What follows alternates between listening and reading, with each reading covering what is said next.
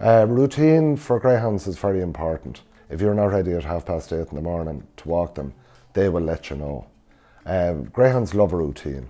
Out first thing in the morning, give me a couch for the day, back out in the afternoon and feed me.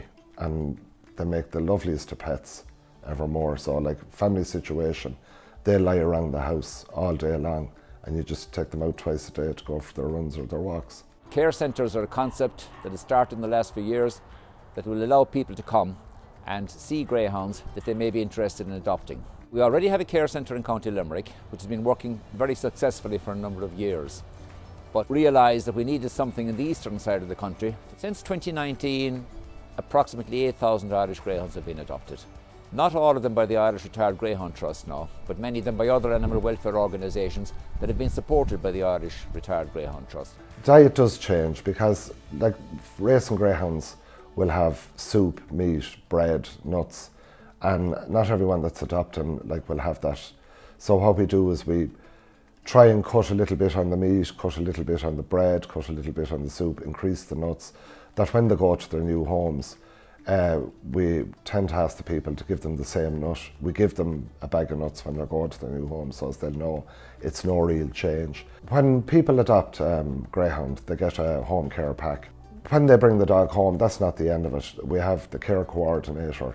She'll keep an eye out, and if they've any problems with the dogs, come back to her and she'll try and sort it out, or come back to us and we'll try and sort it out. For our socialisation then with the dogs, what we do is we take them to the town, get them used to meeting people, other situations, cars, smaller dogs, and then we take them to classes on a Wednesday and a Sunday, where they meet kids and meet smaller dogs at training classes, which we use for the show dogs, but we now bring the greyhounds.